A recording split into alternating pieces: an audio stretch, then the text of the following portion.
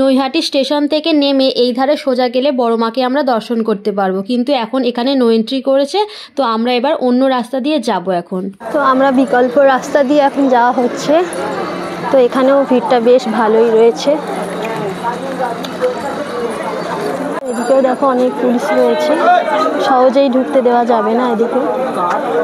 বড় মায়ের ঘাটে যাওয়ার আগে এই যে এক মাকে দর্শন করলাম। তো চলো সবাই এগিয়ে যাচ্ছে, প্রচন্ড ভিড়। তো মেন রাস্তা তো বন্ধ, তো আমরা বিকল্প রাস্তা দিয়ে যাচ্ছি, দেখি কতদূর যেতে পারি, জায়গা পাই কিনা সবকিছুই দেখাবো।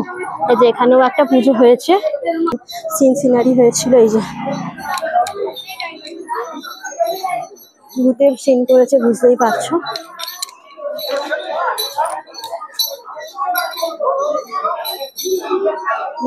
সম্পূর্ণই গোস্ট, আর লোকজন এখানে ভালোই রয়েছে। এদিকে নো এন্ট্রি, এদিকে নো এন্ট্রি কিনে জানি না। এদিকে যাচ্ছে মানে এদিকে নো এন্ট্রি নয়।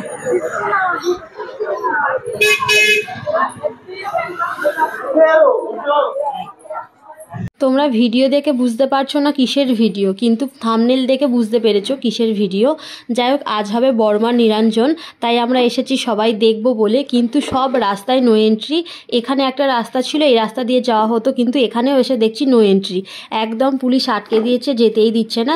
তারপর আরও একটা জায়গা দিয়ে সরু অলি গলি দিয়ে ঢুকে যা হোক করে এসেছি, কিন্তু বড়মাকে নিয়ে চলে গেছে এখন ঘাটে বড়মাকে নিরঞ্জন দেওয়ার জন্য। তার পাশ দিয়ে যা হোক করে গিয়ে মায়ের একটুখানি মুখ দর্শন করতে পেরেছি, এতেই আমরা অনেকটা শান্তি পেয়েছি। তো এখানে এসে যা বুঝলাম, আমাদের যেতে হতো 11টার সময়, ওখানে গিয়ে পৌঁছাতে হতো, তাহলে কিন্তু আমরা জায়গা পেতাম বা যেখানে ইচ্ছা গিয়ে আমরা দাঁড়িয়ে পড়তে পারতাম। অনেকটা লেট করে ফেলেছি, প্রায় আমরা ওখানে গিয়ে পৌঁছেছি প্রায় 2:30 পৌনে 3টার কাছাকাছি। তখন মাকে বার করে ফেলেছে ফুলের সাজে সাজিয়ে, কিন্তু পুলিশ যেতে দিল না বলে আমরা দেখতে পারলাম না।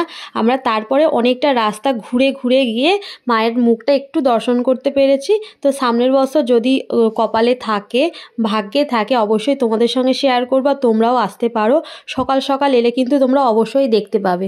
আর তাছাড়াও 12টা থেকে 1টার মধ্যে কিন্তু ঘাট বন্ধ করে দেয়। যারা ঘাট পার হয়ে যাবে, ঘাট পার হয়ে গিয়েও তোমরা কিন্তু দেখতে পারবে। এছাড়াও পার হেড 300 টাকা করে লঞ্চে বা নৌকায় চেপে তোমরা মায়ের নিরঞ্জন দেখতে পারবে জলের মধ্যে ঘুরে ঘুরে। নৈহাটিতে বড়মা নিরঞ্জন হওয়ার পর প্রতিটা কালী ঠাকুর বিসর্জন হয়। তো তার জন্য কিন্তু বড়মা বিসর্জনের পর অনেকগুলো ঠাকুর লাইন দিয়েছিল, তোমরা চাইলে সেগুলোও দেখে আসতে পারো, কিন্তু সেগুলো দেখতে গেলে অনেকটা সন্ধ্যা হয়ে যাবে। আর বড়মা বিসর্জন হওয়ার পরই সঙ্গে সঙ্গে কিন্তু কাঠামো তুলে নেওয়া হয়।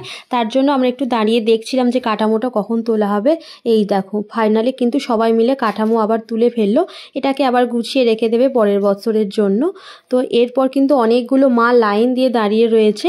ওখানে একই লাইনে যেহেতু অনেকগুলো কালী পুজো হয়, সবাই রয়েছে দাঁড়িয়ে রেডি হয়ে। যতক্ষণ না কাঠামো উঠবে ততক্ষণ ওরা কিন্তু আসতে পারবে না।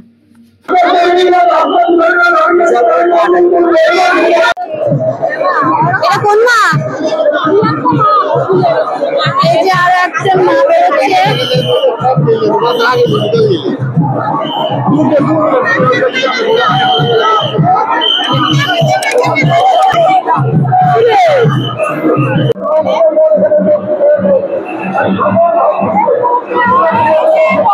ভালো করে তো দেখতে পেলাম না। গাইস, এখন বড়মার মন্দিরের সামনে এলাম।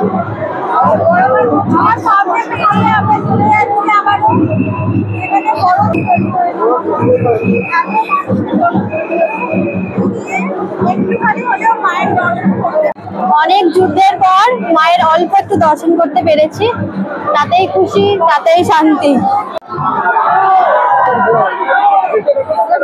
এখানে ছিল বড়মা।